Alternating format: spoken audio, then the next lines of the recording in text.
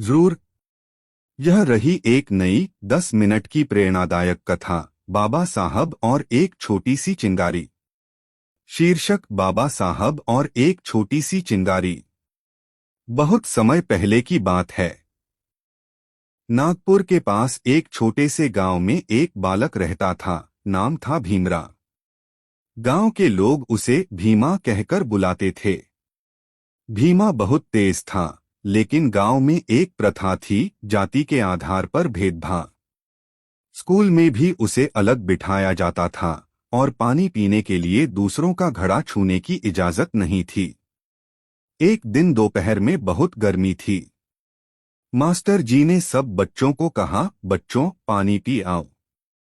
सब बच्चे दौड़े, पर भीमा चुपचाप बैठा रहा। मास्टर जी ने पूछा, अरे भीमा, तू क्यों नहीं जा रहा?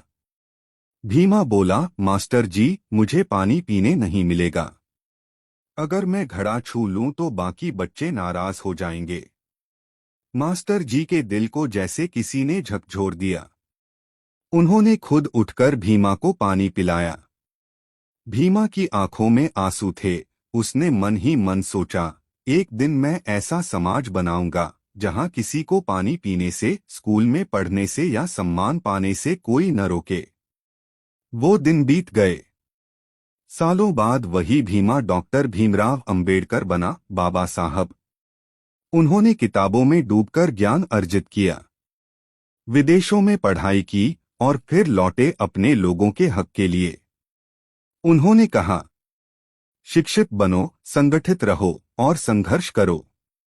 क्योंकि वे जानते थे कि बदलाव कोई अचानक नहीं आता। वो एक छोटी सी चिंगारी से शुरू होता है। जैसी चिंगारी एक प्यासे बच्चे के दिल में जली थी। एक दिन बाबा साहब एक सभा में गए। वहां एक बूढ़ा आदमी उनसे बोला, बाबा साहब, हम तो बूढ़े हो गए, अब क्या बदलेगा? बाबा साहब मुस्कुराए। बदलाव तब भी आता है जब कोई बूढ़ा नहीं, बल्कि कोई बच्चा सोचने लगता है कि मैं क्यों कमतर हूं। वही सोच एक दिन क्रांति बन जाती है। सभा में सन्नाटा छा गया। सबकी आंखों में उम्मीद की चमक थी। बाबा साहब ने संविधान लिखा, लेकिन उससे भी बड़ा उन्होंने जो लिखा, वो था बराबरी का सपना। हर दिल में, हर इंसान के लिए। आज जब भी हम किसी को सम्मान से देखते हैं, किसी को नीचे नहीं समझते, वो बाबा साहब के उस 10 साल के बच्चे की चिंगारी ही है, जो आज तक बुझी नहीं है। संदेश, अगर समाज में भेदभाव की दीवारें हैं तो जरूर। यह रही एक नई 10 मिनट की प्रेरणादायक कथा, बाबा साहब और एक छोटी सी चिंगारी। शीर्षक, बाबा साहब और एक छोटी सी चिंगारी। बहुत समय पहले की बात है। नागपुर के पास एक छोटे से गांव में एक बालक रहता था। नाम था भीमरा।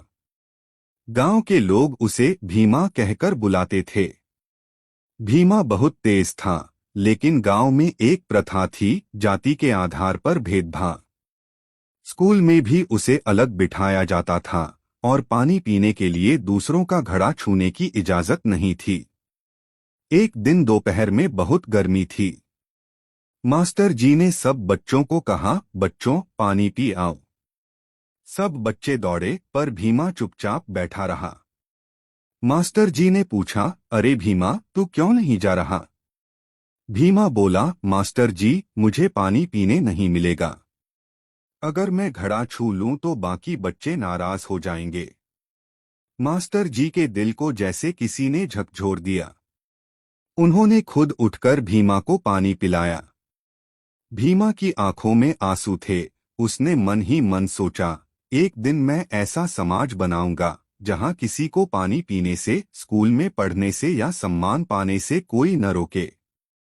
वो दिन बीत गए। सालों बाद वही भीमा डॉक्टर भीमराव अंबेडकर बना, बाबा साहब। उन्होंने किताबों में डूबकर ज्ञान अर्जित किया, विदेशों में पढ़ाई की और फिर लौटे अपने लोगों के हक के लिए। उन्होंने कहा, शिक्षित बनो, संगठित रहो और संघर्ष करो।